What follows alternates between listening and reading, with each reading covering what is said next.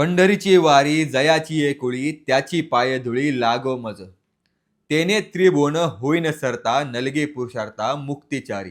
आनंदाचे डोही आनंद तरंग. नमस्कार, मी गौरव.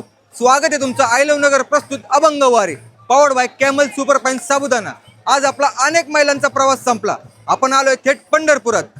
कशी असते पंढरपूरची वारी, कशी भरती यात्रा, काय असतो वैष्णवांचा मेळा, चला पाहूयात. देवशयनी आषाढी एकादशी. अखेर महिनाभराचा आणि शेकडो मैलांचा प्रवास आज पूर्ण झाला. संत श्रेष्ठ निवृत्तीनाथ महाराजांची पालखी पंढरपुरात पोहोचली. वाखरीमध्ये रिंगण आणि ब्रह्मनाथ सोहळा पूर्ण झाला.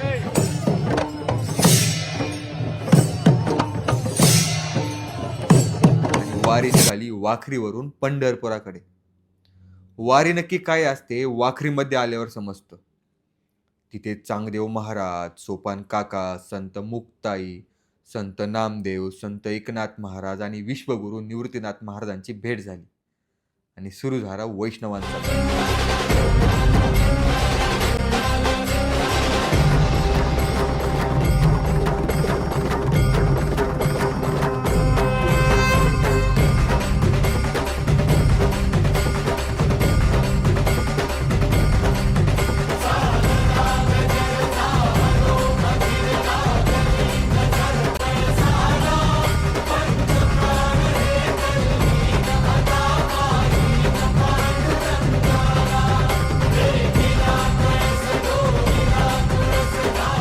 अबरीबुक्क्यामध्ये न्हालेले वारकरी, ज्ञानोबा तुकारामाचा गजर, पायाला चटके लावणारं ऊन आणि त्यामध्ये जाणवणारी विठुरायाची सावली.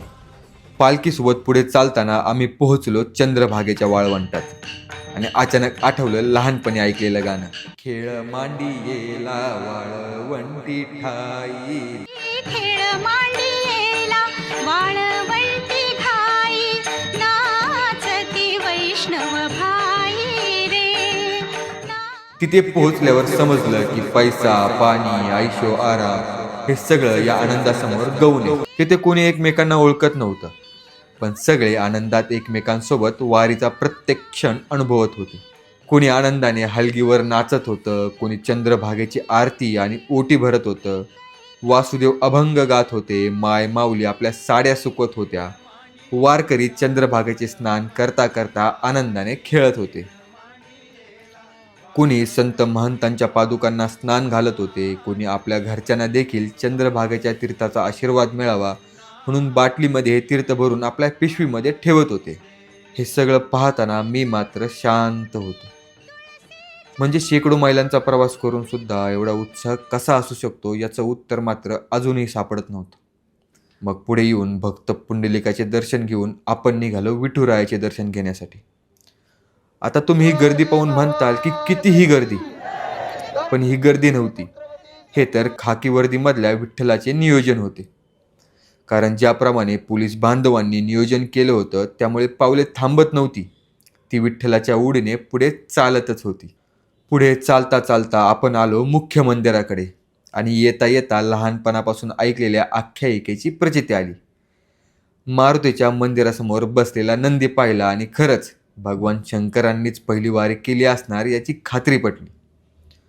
थोडंसं पुढे येताच समोर दिसले नामदेव पायरी मंदिर आणि चालून आलेला थकवा, दुखणारे पाय, लागणारं ऊन हा त्रास अगदी सेकंदात गायब झाला आणि मगाशी पडलेल्या प्रश्नाचं उत्तर मिळालं. ही ऊर्जा, हा उत्साह साक्षात विठुरायाच आपल्या लेकरांना देतो. म्हणूनच की काय, विठू माझा लेकूरवाळा असं मंदिरावर लिहिलेलं मला वाचायला मिळावं. कळसाचं दर्शन झालं, मंदिर प्रदक्षिणा झाली आणि असंख्य अनुभव, खूप सारी ऊर्जा घेऊन आम्ही गुरुपौर्णिमेपासून निघणार परतीच्या वारीला. आता ही परतीची वारी म्हणजे नक्की काय, ती पण अशीच असते का, याबद्दल तुमच्यासारखेच माझ्या मनात देखील प्रश्न आहेत. आता बघूयात या परतीच्या वारीमध्ये किती प्रश्नांची उत्तरे मिळतात ती. तोपर्यंत राम कृष्ण वासुदेव.